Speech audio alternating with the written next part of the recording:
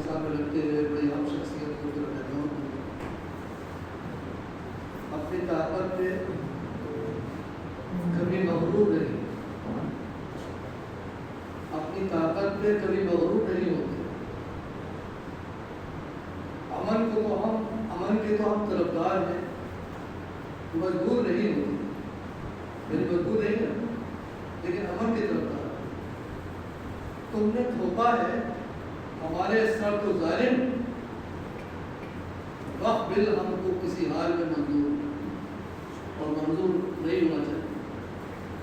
تو ان چند لائنوں کے ساتھ میں جس عام شخصیت کو یہاں پر موت دے رہا ہوں، انہیں آپ کو معلوم ہے کہ دلی سے تشریف لائے ہمارے درمیان ڈاکٹر قاسم رسول الیاس صاحب، جن کے اعتبار تعلق سے بھی تعلق آ چکا ہے کہ آپ پوری کیمپیننگ چل رہی ہے وقت امینڈمنٹ ایکٹ 2025 کے خلاف پرسنل لا بورڈ کی، اس کے کنوینر ہیں اور مسلم پرسنل آل انڈیا مسلم پرسنل لا بورڈ کے ترجمان بھی ہیں۔ تو میں ان کو دعوت دوں گا، آپ کو ہمارے سامنے جو خیالات فرمائیں گے اس میں وقت ترمیمی قوانین اور آل انڈیا مسلم پرسنل لا بورڈ کی جو مہم ہے اس کے تعلق سے، اور یہ بھی کہ اس مہم سے ہم کس طرح جڑیں گے اور آگے کس طرح کام کریں گے، اس پر آپ بتائیں گے۔ تو میں بہت دے رہا ہوں، بہت سارا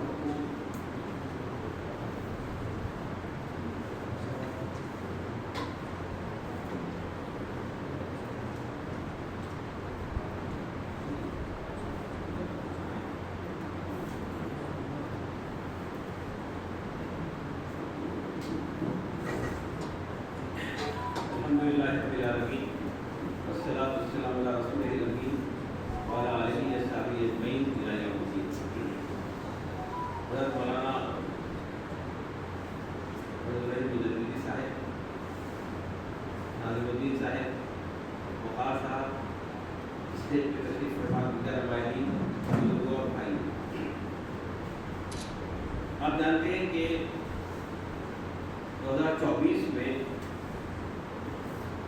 وقت ترمیمی بل پیش کیا گیا جولائی میں، اور یہ شاید ہندوستان کی تاریخ میں پہلی بار ایسا ہوا ہے کہ وقت کے تعلق سے مسلمانوں سے کوئی مشورہ نہیں کیا گیا، سرکار نے خود قانون بنایا اور وہ قانون پارلیمنٹ میں پیش کیا۔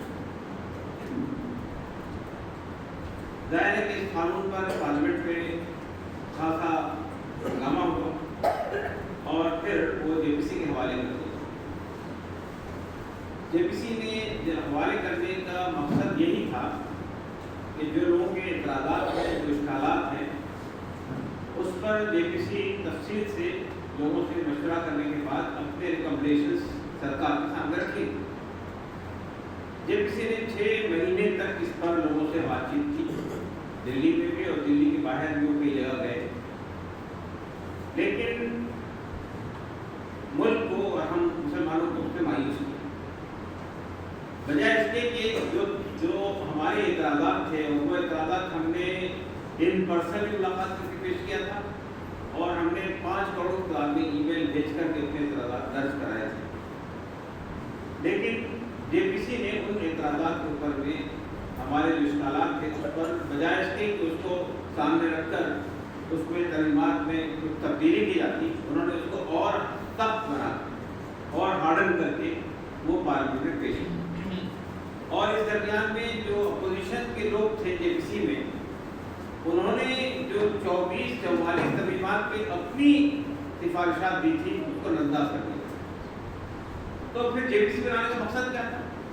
اپوزیشن کے جو لوگ تھے ان کی بات نہیں مانی گئی، مسلمانوں کی بات نہیں مانی گئی، سول سوسائٹی کے لوگوں کی بات نہیں مانی گئی، پولیٹیکل پارٹی کی بات نہیں مانی گئی، اور جو ترمیمات خود کھڑ کر تیار کی گئی تھی انہیں کو اور مزید سخت بنا کر جے پی سی نے پارلیمنٹ کے حوالے کیا۔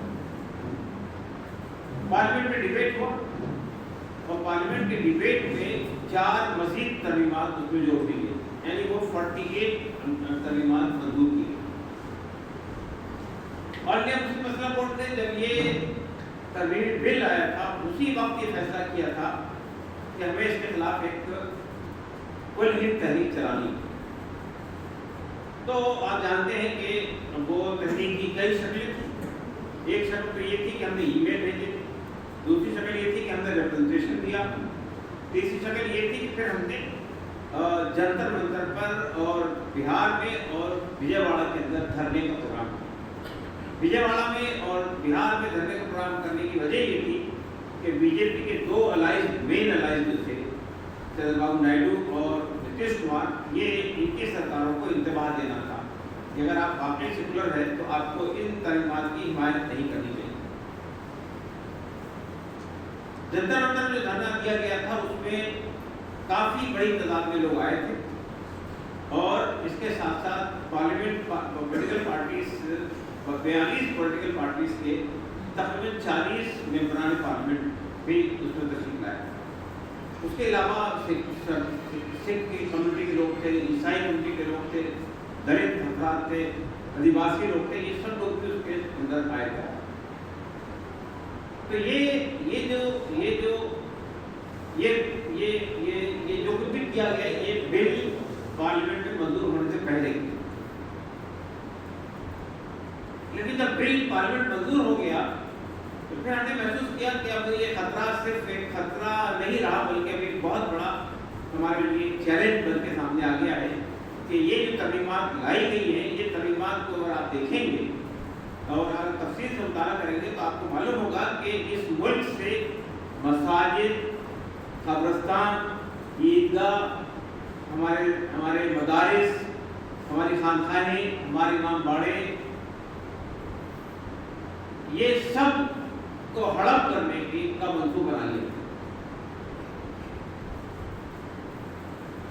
تو یہ ظاہر بات ہے کہ یہ ایک راست ہمارے دین پر حملہ تھا. اگر ہمیں یعنی ظاہر بات ہے کہ ہمارے لیے جو راستے یہ بی جے پی سرکار بند کرتے جا رہی ہے, یونیفارم سویپ کوڈ آپ جانتے ہیں اتراکھنڈ میں منظور ہو چکا ہے, گجرات میں لانے کی تیاری چل رہی ہے, اسٹیٹ بائی اسٹیٹ وہ موو کر رہے ہیں. تو پرسنل لا سے ونچت کرنے کی, بچہ سے محروم کرنے کی ایک سازش چل رہی ہے. دینی مدارس کے خلاف کارروائیاں چل رہی ہیں پورے ملک میں, خاص طور سے اتر پردیش میں, اتراکھنڈ میں اور بھی کئی مقامات پر.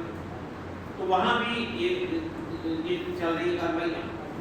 تعلیمی نصاب تعلیم میں, نظام تعلیم میں بہت بڑی تبدیلیاں کی جا رہی ہیں. آپ جانتے ہیں مغل ہسٹری کو ہٹا دیا گیا ہے اور اسلام کو توڑ مروڑ کے پیش کیا جا رہا ہے, مسلمانوں کی تاریخ کو توڑ مروڑ کے پیش کیا جا رہا ہے, تاکہ ہماری نئی جنریشن کے اندر ایک احساس کمتری پیدا کیا جائے.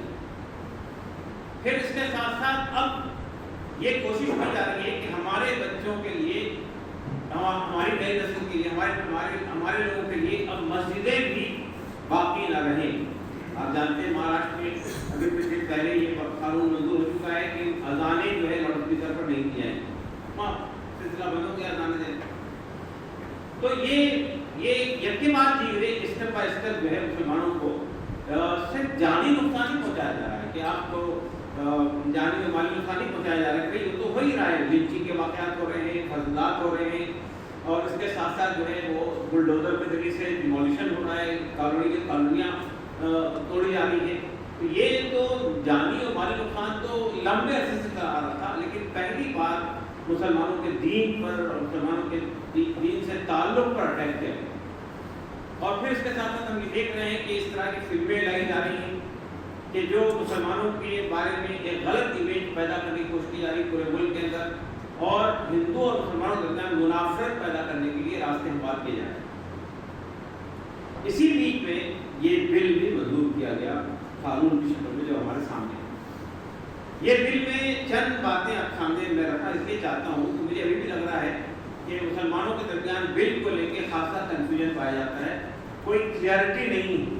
حکومت اپنے سطح سے گمراہ بھی کر رہی ہے, اور یہ تعصب مسلمانوں کے درمیان بھی ایسے کچھ چہرے موجود ہیں جو مسلمانوں کے اندر گمراہی پھیلا رہے ہیں کہ یہ بل تو مسلمانوں کے فائدے کے لیے لایا گیا ہے, یہ ترمیمات مسلمانوں کے فائدے کے لیے لائی گئی ہے, غریبوں کو فائدہ پہنچانے کے لیے لائی گئی ہے, خواتین کا ریپرزنٹیشن بڑھایا جا رہا ہے, پسماندہ طبقات کا ریپرزنٹیشن بڑھایا جا رہا ہے, کرپشن کا خاتمہ کیا جا رہا ہے. یہ سب دعوے بے بنیاد ہیں, لیکن بہرحال کچھ لوگ ہیں جو استعمال کیے جا رہے ہیں ہمارے سماج میں سے.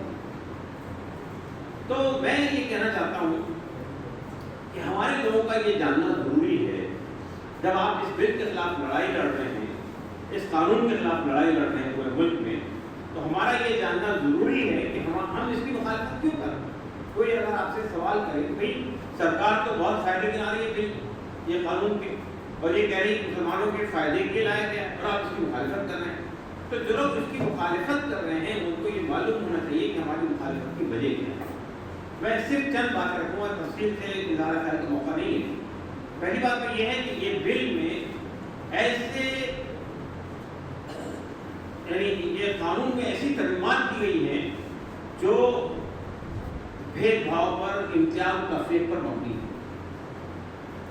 دوسری بات یہ کہ یہ قانون، یہ ترمیمات جو لائی گئی ہیں یہ کانسٹیٹیوشن کے خلاف ہے، کانسٹیٹیوشن کے جو فنڈامنٹل رائٹس ہیں اس کے خلاف ہے۔ اور تیسری بات یہ کہ مسلمانوں سے وقف کی پراپرٹی کو چھیننے کی ایک گہری اور منظم سازش ہے۔ چند باتیں بتانا چاہتا ہوں آپ کو بل یہ قانون سے متعلق۔ پہلی بات تو یہ کہ آپ جانتے ہیں کہ پچھلا جو قانون تھا، جو یعنی یہ آپ کا وقف ایکٹ پہلی بار ہندوستان میں بنا تھا 1923 میں، اس کے بعد آزادی کے بعد پہلے بار وقف بنا تھا 1954 میں، اس کے بعد اس میں ترمیمات ہوتی رہی 95 کا امینڈمنٹ ہوا، اور اس کے بعد 2013 میں فائنل امینڈمنٹ ہوئی۔ یہ جتنے بھی امینڈمنٹ ہوئے ہیں وقف قانون کو مضبوط کرنے کے لیے ہوئے ہیں، مسلمانوں سے کنسلٹیشن کے بعد ہوئے ہیں، مسلمانوں کی رائے لینے کے بعد اس کو کیے گئے۔ یہ پہلا قانون ایسا آ رہا ہے جس میں مسلمانوں سے کوئی مشورہ نہیں ہے۔ تو اس میں جو وقف ترمیمی وقف کا جو قانون تھا 1995 کا، اس میں جو گہری تبدیلیاں کی گئی ہیں۔ کیا تبدیلیاں ہیں؟ پہلی بات تو یہ کہ وقف قانون کے اندر ایک شک تھی کہ وقف بائی یوزر، ایسے وقف پراپرٹیز جو استعمال کی وجہ سے وقف ہے، ان کا کوئی ریکارڈ نہیں ہے، کوئی لینڈ ریکارڈ نہیں ہے، کوئی ریونیو ریکارڈ نہیں ہے، ہو بھی سکتا ہے نہیں بھی ہے، اور ان کی کوئی دستاویزات نہیں ہے، واقف نے جس نے وقف کیا تھا اس کا وقف کا منشا موجود نہیں ہے، لیکن وہ مسجد ہے، سینکڑوں سال سے مسجد ہے، وہاں نماز ہو رہی ہے، قبرستان ہے، وہاں مردوں کی تدفین ہو رہی ہے، عیدگاہیں وہاں بھی نمازیں ہو رہی ہیں، خانقاہیں، درگاہیں ہیں، وہاں بھی لوگ زیارت کے لیے جا رہے ہیں، امام باڑے ہیں، وہاں بھی چیزیں ہو رہی ہیں۔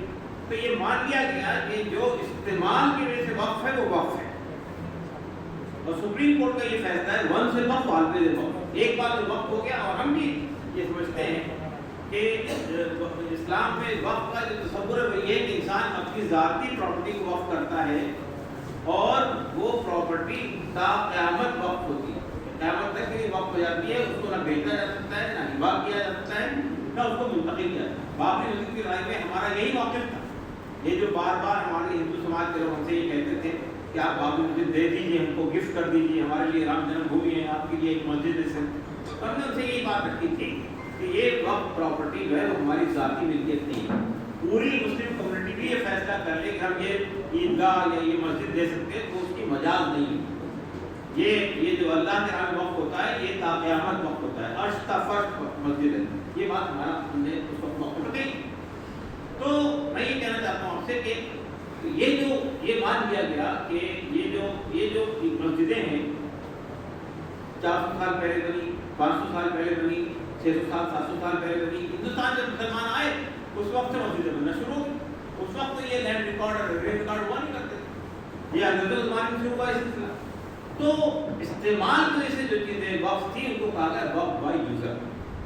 اس سرکار نے اس میں ترمیم یہ کر دی، پہلی بات تو وقف بائی یوزر کو ڈراپ کرنا چاہتے تھے، لیکن جب ہنگامہ ہوا تو انہوں نے اس میں یہ ترمیم کی کہ اب جتنی وقف بائی یوزر ہے ان کو رجسٹرڈ کروانا پڑے گا، اور رجسٹر کروانے کے لیے جو ابھی جو امید پورٹل پر رجسٹریشن ہو رہا ہے اس کو اٹھا کر دیکھیے، اتنا لمبا ڈاکومنٹ دیا ہے، آپ کو یہ دیجیے، یہ دستاویز لائیے، وہ دستاویز لائیے۔ وقف بائی یوزر تو وہ پراپرٹی ہے جس میں کوئی دستاویز ہی نہیں ہے۔ تو ایک تو یہ، دوسری بات یہ کہی انہوں نے کہ اگر کوئی وقف بائی یوزر کی پراپرٹی پہ کوئی ڈسپیوٹ کھڑا ہو جائے، کوئی تنازع کھڑا ہو جائے تو وہ وقف بائی یوزر نہیں رہے گی۔ آپ جانتے ہیں ہر روز ایک نیا تنازع کھڑا کیا جائے، گیان باغ مسجد پہ تنازع کھڑا کیا گیا، متھرا کی عیدگاہ پہ تنازع کھڑا کیا گیا، پھر سنبھل کی مسجد پہ تنازع کھڑا کیا گیا۔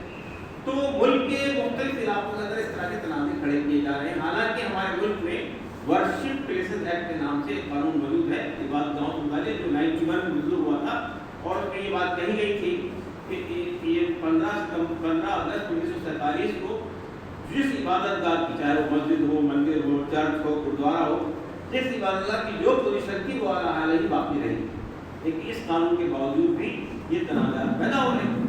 وقت بائی یوزر پہ بھی تنازع کھڑا کرنا کوئی مشکل کام نہیں ہے، جس دن تنازع کھڑا ہو اس دن وہ وقت بائی یوزر کی پراپرٹی ختم ہو جائے۔ دوسری تبدیلی یہ کی گئی، ہمارے ملک میں قانون ہے لا آف لمیٹیشن کا قانون، یا وقت لا آف ایڈورس پوزیشن کا قانون ہے کہ کسی نے کسی کی پراپرٹی پہ قبضہ کر دیا ہے اور 12 سال تک اس آدمی نے جس کی پراپرٹی تھی اس نے کسی عدالت میں چیلنج نہیں کیا، تو وہ جس نے قبضہ کیا وہ اس کا مالک بن جائے، یہ قانون ہے ہمارے ملک۔ لیکن حکومت کی پراپرٹی اور وقف کی پراپرٹی، صرف مسلمانوں کا وقف نہیں، ہندو وقف ہو، سکھ وقف ہو، عیسائی وقف ہو، بدھسٹ وقف ہو، یہ سب پراپرٹی اس قانون سے ایگزمپٹڈ تھی، یعنی اس سے مستثنا تھی، وہ لا آف لمیٹیشن ان پہ لاگو نہیں ہوتا۔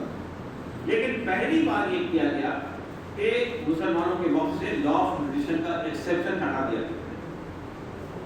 اب جس دن یہ قانون منظور ہوا اس دن سرکار نے جتنے قبضے کر رکھے ہیں، سب سے بڑی تعداد میں سرکار نے قبضے کیے ہیں وقف کی پراپرٹی، سرکار نے جتنے قبضے کر رکھے ہیں یا ذاتی طور پہ جنہوں نے وقف کی پراپرٹی قبضہ کرنے لگا ہے، یہ پوری کی پوری پراپرٹی ان کے ہاتھ سے چلی۔ یہ سرکار جو زمین کے مافیا ہے، بھو مافیا جو لوگ ہیں، انکروچر جو ہیں، ان کو فیور کر رہی ہے اور ہماری زمینوں کو ہم سے چھین رہی ہے۔ دیکھیے آپ بتا دینا چاہتا ہوں میں کہ پنجاب میں، ہریانہ میں پارٹیشن کے وقت میں بہت بڑی تعداد میں مائگریشن ہوا ہے، مسلمان کی آبادیاں منتقل ہو گئی، وہاں مسجدیں خالی پڑ گئی، سنسان ہو گئی، قبرستان ویران پڑ گئے، تو اس پر لوگوں نے قبضے کر رکھے ہیں، لیکن وہ قبضہ سے مالک نہیں ہوئے، لیکن اس قانون کے منظور ہونے کے دوسرے دن وہ مالک ہوئے۔ تو ایسی بہت ساری پراپرٹی ہمارے یہاں سے نکل گئی۔ تو یہ دوسری بات ہوئی۔ تیسری بات میں یہ کہی انہوں نے کہ آپ جانتے ہیں کہ ہمارے ملک میں بہت ساری ایسی پراپرٹیز ہیں، مسجدیں ہیں، درگاہیں ہیں، امام باڑے ہیں، جن کو ہیریٹیج پراپرٹی سے مانا جاتا ہے۔ لوگ خاموشی سے بیٹھ جائیں تو ہیریٹیج پراپرٹی جو ہے وہ آرکیولوجیکل سروے آف انڈیا اس کو مینٹین کرتا ہے، اس کا انتظام انصراف کرتا ہے۔ تو یہ کہا گیا کہ آرکیولوجیکل سروے آف انڈیا اس کا انتظام انصراف تو کرے گا، لیکن جس مقصد کے لیے وہ پراپرٹی بنائی گئی ہے اس مقصد میں وہ استعمال ہوتی ہے۔ چنانچہ مسجدیں ہیں تو وہاں نماز ہوتی ہے، درگاہیں ہیں تو وہاں لوگ جاتے ہیں، امام باڑے ہیں تو وہاں بھی مذہبی تقریبات ہوتی ہیں۔ لیکن یہ قانون میں یہ ترمیم کی گئی کہ جو وقت جو property archaeological survey of India کے تحت میں آثار قدیم محترم آثار قدیمہ کے تحت ہے، پروٹیکٹڈ مانومنٹ ہے، اب وہ وقت ان کی وقف کی حیثیت ختم کر دی ہے۔ یعنی مسجد ہے تو اب نماز ہی پڑھی ہے، قبرستان ہے تو وہاں تقسیم نہیں ہو، امام باڑے ہیں تو وہاں مذہبی تقریبات نہیں ہو۔ تو یہ آپ جانتے ہیں کہ دلی کی جو جامع مسجد ہے وہ بھی 400 سال پرانی ہے اور وہ بھی آرکیولوجیکل سروے آف انڈیا کے تحت مینٹین ہوتی ہے، وہ بھی آپ کے یہاں سے کرتے ہیں۔ اگر یہ ہم لاگو کرنا شروع کر دیں تو یہ تیسری بڑی ترمیم۔ چوتھی بڑی ترمیم یہ کی گئی کہ اگر سینٹرل گورنمنٹ کا یا اسٹیٹ گورنمنٹ کی تعریف یہ کی گئی کہ وہ سینٹرل گورنمنٹ ہو سکتی ہے، اسٹیٹ گورنمنٹ ہو سکتی ہے، میونسپل کارپوریشن ہو سکتی ہے، سیمی آٹونومس باڈی ہو سکتی ہے، وہ سب گورنمنٹ کے کھاتے میں ڈالی گئی ہے۔ اور کہا کہ اگر کسی کا سیمی گورنمنٹ کا بھی، سیمی آٹونومس باڈی کا بھی یا میونسپل کارپوریشن کا بھی یا پنچایت کا بھی کوئی دعویٰ ہوگا کسی وقت کی پراپرٹی پر تو اس کا فیصلہ وقف بورڈ نہیں کرے گا۔ آپ جانتے ہیں وقف بورڈ کے لیے یہ قانون ہے کہ کوئی بھی دعویٰ کرے تو وقف بورڈ ایک ٹریبونل بناتا ہے، 3 رکنی ٹریبونل ہوتا ہے، وہ ٹریبونل فیصلہ کرتا ہے۔ تو انہوں نے کہا کہ اگر حکومت کا دعویٰ ہے، کوئی بھی حکومت ہو سکتی ہے، تو اس کا فیصلہ وقف بورڈ نہیں کرے گا، اس کا فیصلہ گورنمنٹ ایک ڈیزگنیٹڈ آفیسر اپوائنٹ کرے گی۔ پہلے کہا گیا تھا کلیکٹر، اب اس کو ڈیزگنیٹڈ آفیسر کر دیا گیا اور اس کا فیصلہ وہ کرے گا۔ آپ مجھے بتائیے، حکومت اپوائنٹ کرے گی، حکومت کا پیڈ آفیسر ہوگا، اس کے حق میں فیصلہ کرے گا۔ تو یہ سرکار نے یہ قانون کے ذریعے سے ان زمینوں پہ جس پہ وہ ایک عرصے سے قبضہ کیے ہوئے تھی، اب وہ کسی عدالت کو فیس نہیں کرنا چاہتی، وہ بالا ہی بالا اپنے ڈیزگنیٹڈ افسر کے ذریعے سے اپنے کو مستقل کروانا چاہتی ہے۔ اس کے بعد اس قانون میں ترمیم یہ کی گئی کہ آپ جانتے ہیں کہ وقف کے معاملات کو مینیج کرنے کے لیے وقف بورڈ ہوتا ہے اسٹیٹ لیول پہ، اور سینٹرل لیول پہ سینٹرل وقف کونسل ہوتی ہے۔ یہ اس کا کام یہ کہ متولیوں کے ذریعے سے جو وقف کی پراپرٹی مینیج ہو رہی ہے ان پہ دیکھنا ہے کہیں کرپشن تو نہیں ہو رہا ہے، کہیں معاملات تو نہیں ہو رہا ہے، ان تمام کو ریگولیٹ کرنے کا کام ہوتا تھا، ان کا سروے کروانا، ان کو پالیسی پورٹل پہ ڈالنا اور بہت سارے کام۔ لیکن وقف بورڈ میں اور سینٹرل وقف کونسل میں جو لوگ ممبر بنتے تھے ان کے لیے دو شرطیں تھیں، ایک تو یہ کہ وہ الیکٹ ہو کر آئیں گے، اور دوسری چیز یہ تھی کہ وہ مسلمان ہوں۔ الیکٹ ہو کر آئیں گے، چاہے وہ پارلیمنٹ سے الیکٹ ہو کر آ رہے ہوں، چاہے وہ اسمبلی سے الیکٹ ہو کر آ رہے ہوں، چاہے بار کونسل سے الیکٹ ہو کر آ رہے ہوں، یا بیوروکریسی سے الیکٹ ہو کر آ رہے ہوں، تو وہ الیکٹڈ ممبر ہوں گے اور وہ مسلمان ہوں گے۔ اب انہوں نے الیکشن کی کنڈیشن ہٹا دی، اب نامنیٹڈ ہوں گے، سرکار نامنیٹ کرے گی، سرکار نامنیٹ کرے گی، اور دوسری بات یہ کہ مسلمان ہونے کی شرط ہٹا دی گئی۔ ایک تو یہ کہا گیا کہ دو نان مسلم لازمن اس کے ممبر ہوں گے، لیکن اس کے ساتھ ساتھ یہ بھی کہا گیا کہ اب باقی لوگوں کا بھی مسلمان ہونا ضروری نہیں ہے۔ آپ اندازہ لگائیں گے موجودہ سرکار اگر یہ موجود رہتی ہے تو کون لوگ آئیں گے؟ RSS کے لوگ آئیں گے، تو کیا فیصلہ کریں گے آپ اندازہ لگا سکتے ہیں۔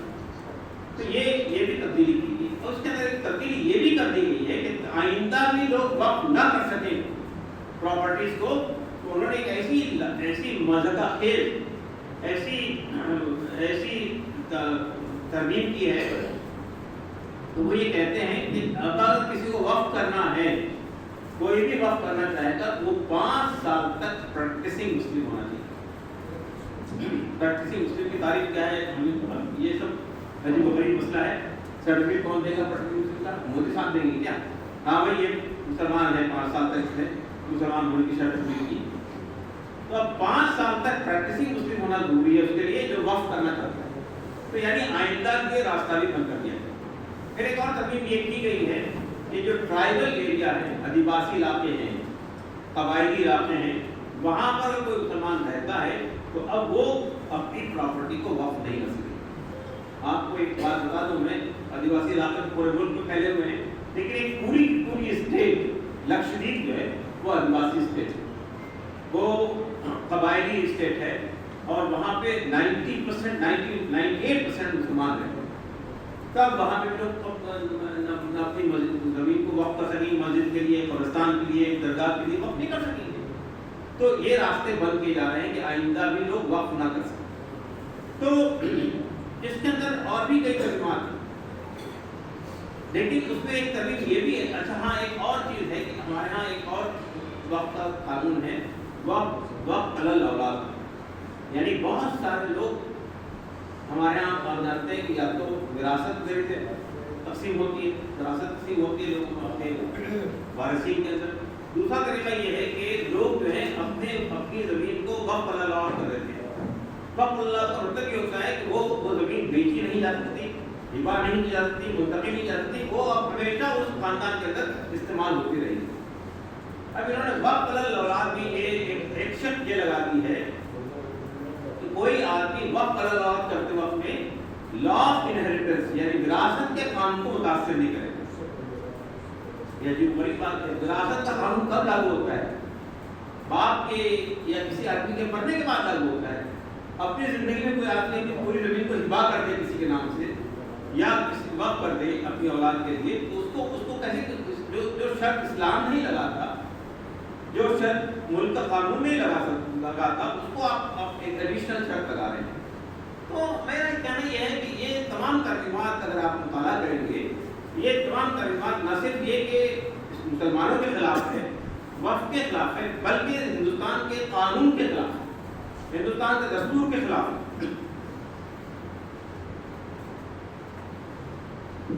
یہی وجہ ہے کہ ہم نے اسے سپریم کورٹ میں چیلنج کیا ہے۔ اب سپریم کورٹ کا انٹریم ریلیف کا فیصلہ آنا ہے، کس وقت آتا ہے معلوم نہیں۔ اس کے بعد یہ کانسٹیٹیوشنل بینچ کے حوالے ہو جائے گا، اور یہ چونکہ پارلیمنٹ کا بنا ہوا قانون ہے، اس لیے کانسٹیٹیوشنل بینچ فیصلہ کرے گا۔ دوستوں ساتھیوں، ہندوستان ایک جمہوری ملک ہے، جمہوری ملک میں حکومت اگر غلط فیصلے کرتی ہے تو اس کے لیے 2 راستے ہیں. ایک راستہ عدالت کا راستہ ہے. عدالت نے ہم نے مقدمہ فائل کر رکھا ہے. عدالت کا فیصلہ کرے گی وقت بتائے گا، لیکن عدالت نے جس طرح فیصلے کر رہی وہ آپ کے سامنے ہے. بابری مسجد کا فیصلہ اگر آپ نے پڑھا ہوگا تو شاید ہندوستان کی تاریخ میں چند مذہبہ خیر فیصلے جو ہوئے اس میں ایک فیصلہ بابری مسجد کہ عدالت نے یہ مانا کہ بابری مسجد کسی مندر کو توڑ کے نہیں بنائی گئی. جو تحریک چلی تحریک دی تھی نا رام مندر توڑ مسجد بنائی تھی، عدالت نے اس کو صاف کر دیا کہ بابری مسجد کسی مندر کو توڑ کے نہیں بنائی گئی. دوسری بات عدالت نے یہ کہی کہ مسجد میں جو کھدائی ہوئی تھی آرکیولوجیکل سروے آف انڈیا سے، اس میں جو وشیش ملے ہیں، جو چیزیں ملی ہیں، وہ بابری مسجد بننے سے 400 سال پہلے تھے. تیسری بات عدالت نے یہ کہی کہ مسجد میں 22 دسمبر 1949 کی رات تک نماز ہوتی رہی. چوتھی بات یہ کہی کہ بابری مسجد میں جو مورتیاں رکھی گئی تھی 22 دسمبر 1949 کی رات میں، وہ ایک مجرمانہ فعل تھا، اینٹی کانسٹیٹیوشنل کام. اور پانچویں بات یہ کہی کہ بابری مسجد کا ڈیمولیشن جو 6 دسمبر کو ہوا تھا وہ بھی ایک مجرمانہ فعل تھا، مجرمانہ ایکٹ تھا، وہ غیر قانونی تھا. لیکن اس سب کے باوجود یہ عدالت یہ کہتی ہے لیکن ہندوؤں کی بھی آستھا ہے کہ وہیں رام پیدا ہوئے تھے، اس لیے وہ زمین ان کو دے دی جائے اور مسلمانوں کو کہیں اور 5 ایکڑ زمین دے دی جائے. تو اس سے بڑا مذہب خیز فیصلہ اور کوئی فیصلہ نہیں ہو سکتا. تو ہم یہ نہیں کہہ سکتے کہ عدالت کیا فیصلہ کرے گی. حالانکہ ہمیں توقع ہے کہ ہم نے تو پورے کانسٹیٹیوشن کی بنیاد پر ہی تو چیلنج کیا ہے. کانسٹیٹیوشن کے ہم نے بتائے ہیں کہ کہاں کہاں ٹکراتا ہے کانسٹیٹیوشن انڈیا کے سنویدھان سے. تو بہرحال جو بھی ہوگا فیصلہ، ایک طریقہ وہ ہے کہ ہم عدالت کے ذریعے سے اس مسئلے کو بدلنے کی کوشش کریں. دوسرا راستہ، عدالت کی لڑائی بہت لمبی لڑائی ہوتی ہے، کئی سال لگ جاتے ہیں. اس کے بعد کرتا ہوا آپ جانتے ہیں بابری مسجد کا ڈسپیوٹ کھڑا ہوا تھا 1949 میں اور فیصلہ آیا فائنل ججمنٹ 2019 نومبر 2019 میں. کتنی لمبی لڑائی لڑی آپ کو اندازہ لگایا. تو میں یہ کہنا چاہتا ہوں کہ ایک راستہ تو وہ ہے، اور دوسرا راستہ یہ کہ ہم پبلک پریشر کریٹ کریں. ہندوستان کے اندر لوکتنتر ہے، جمہوریت ہے، تو پبلک پریشر کریٹ کر کے ہم سرکار پہ دباؤ لائیں کہ سرکار اس قانون کو، اس متنازع سیاہ قانون کو واپس کرے. تو یہ جو روڈ میپ ہم نے بنایا ہے اس کے 3 مقاصد ہیں. آل انڈیا مسلم مسئلہ بورڈ نے یہ جو تحفظ اوقاف کی مہم چلا رہا ہے پورے ملک میں، اس کا ایک روڈ میپ بنایا ہے. اس روڈ میپ میں کئی باتیں ہیں، ان میں سے کچھ باتیں آپ کے یہاں بھی ہوئی ہیں، کچھ چیزیں کچھ ہوئے لیکن بھی بہت سارے کام باقی ہیں. تو اس روڈ میپ کے 3 مقاصد ہیں. ایک مقصد تو یہ ہے کہ مسلمانوں کے اندر اویئرنیس پیدا کی، بیداری لائی جائے کہ یہ قانون کتنا سیاہ قانون ہے، کتنا متنازع قانون ہے، کتنا نقصان دہ قانون ہے. یہ مسلمانوں میں ایک بچے کو معلوم ہونا چاہیے، ایک آدمی کو معلوم ہونا چاہیے. دوسری بات، یہاں کی غیر مسلم آبادی کو بھی گمراہ کرنے کی سرکار کوشش کر رہی ہے. اگر آپ دیکھیں گے تو سرکار نے یہ بھرم پیدا کرنے کی کوشش کی کہ وقف کی جائیدادیں الگ ٹپ آ جاتی ہیں، وقف بورڈ جس زمین پہ ہاتھ رکھ دیتا وہ وقف ہو جاتی ہے. یہ تو عجیب و غریب قانون ہے. وقف کا ایک قانون بنا ہوا ہے، وقف کے لیے یہ شرط ہے کہ وہ پراپرٹی جس نے جو وقف کرنا چاہتا ہے اس کی ذاتی پراپرٹی ہونی چاہیے. لیکن سرکار یہ کہہ رہی ہے کہ وقف بورڈ جس جگہ ہاتھ رکھ دیتا ہے وہ وقف کی پراپرٹی ہو جاتی ہے. اور بھی سرکار نے بہت سارے مدرسے ان کے گمراہ کن طریقوں سے لوگوں کو گمراہ کرنے کی کوشش کی ہے. تو ہماری دوسری کوشش یہ ہے کہ یہاں کی جو غیر مسلم برادری ہے، برادران وطن ہے، ان کو ایجوکیٹ کیا جائے کہ وقف میں ایسا نہیں ہوتا ہے. وقف ایک مذہبی کام ہے اور وہ کام کے لیے یہ شرط ہے کہ وہ جو آدمی وقف کر رہا ہے زمین کو، وہ اس کی ذاتی ملکیت ہونی چاہیے، انڈسپیوٹڈ لینڈ ہونی چاہیے. تو یہ بات ہے. اور پھر اس کے بعد ان کو یہ سمجھانے کی کوشش کی جائے کہ یہ پورا کام جو کیا گیا سرکار نے یہ سنویدھانک ہے، سنویدھان سے ٹکراتا ہے. تیسری کوشش یہ ہے کہ یہاں کی غیر مسلم آبادی میں وہ مذہبی طبقات جنہوں کے یہاں وقف ہے، ہندوؤں میں وقف ہے، ہندو انڈاؤمنٹ کے کئی ایکٹ بنے ہوئے ہیں ہندوستان کے اندر.